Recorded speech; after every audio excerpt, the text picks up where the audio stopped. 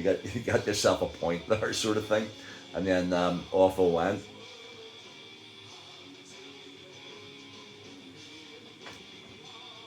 But then I went one week, and this awkward guy, he was saying, "Okay, you have a fiance over there, but that's still not an essential reason for you, to be there." And I had to think quickly on my feet, and I said, "No, no, well, it is because she was living here with me, and then I had to show the photographs and stuff, and her anxiety medication is prescribed here, so I have to bring it over to Amsterdam because she can't get, the medication that she needs over there." Oh, right. I've never heard of that before. Well, neither had I. Just made it up on the spot, sort of thing. That's the way I tell them. And then another time, so he turned around and says, "Now, you know, whatever, but it still has to be essential."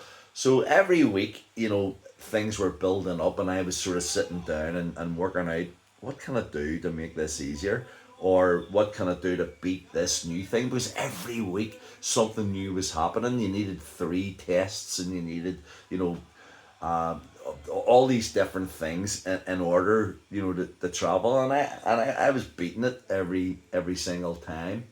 And then this Garda guy did turn around and say, "It doesn't matter whether the girl's your fiance or not, whether she needs medication or not. It's not an essential visit.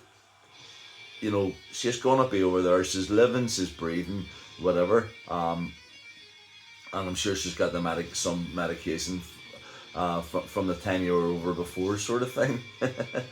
And I said, "Oh, but you don't understand." And he went, "What?" And I said, "She's expecting our child, And he went, "What are you talking?" And I went, I'm being serious." I mean, this isn't an empty airport, 4 Garda, maybe 4 or 5 different people or whatever. I mean, everybody knows airports as being busy, busy, busy, busy. This was like, the land before time. I'm standing, with my words echoing out, over, a completely empty place, sort of thing.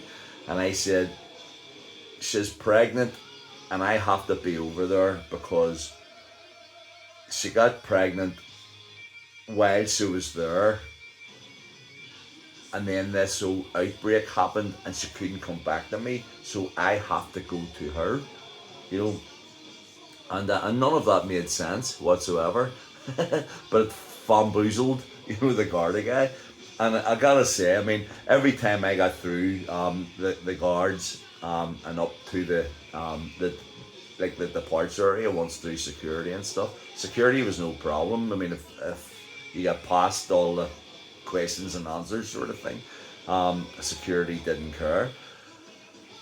Next thing on the horizon was obviously the boarding gate, because they were all wanting PCR tests and all sorts of things, and so many bastards of fuck. I mean, we all know, right? We all know that that the likes of Ryanair and EasyJet and stuff, they all do things that annoy us,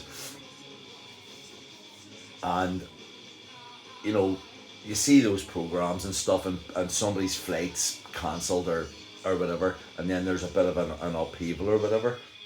But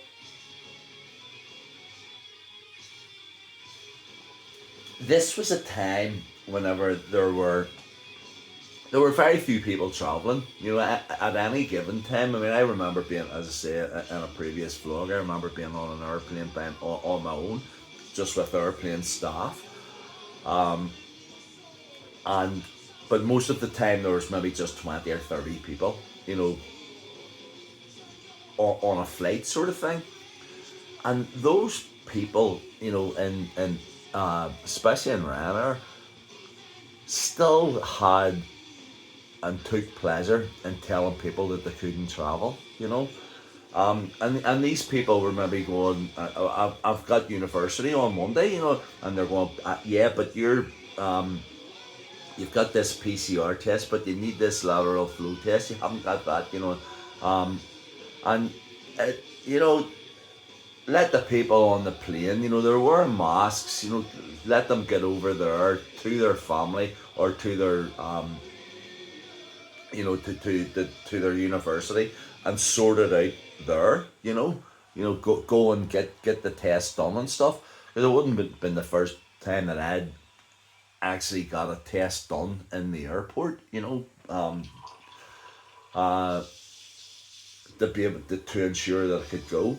But as I say, I ended up just manipulating all the forms and stuff. Helena and I both had COVID at the same time, obviously, after a liaison in Andernach. But yeah, that staff, the staff were bastards. They really were. They could have made life much easier, So if you think that you're up and you're standing there and they're maybe just delaying you getting on or whatever, or you've got too much weight in your luggage or whatever, and they're charging you a couple of pound more, imagine what it's like, sort of being there at 10 o'clock, because sometimes it was like late at night before these flights were leaving from Dublin to Amsterdam, and then them turning around and telling some people, sorry, you can't get on this flight, and then what are they going to do, they're going, well, we're going to go over there. And it was terrible times, but as I say, we got through them. As I say, I always remember, every 2 weeks, well, every 11 days, I was walking through the airport at exactly the same time, and no one was there in the sort of hospitality areas, but there was like this lovely guy behind the bar down the terminal a bit, and we got to talking, every time I got there. He actually was able to time my pint of Guinness for my arrival, and if he saw me, it was like and he saw me walking past one day, and I went, I'm just going to the toilet first, don't panic, I'm still coming over for my pint of Guinness. And you had to buy a sandwich as well, but he let me off with that.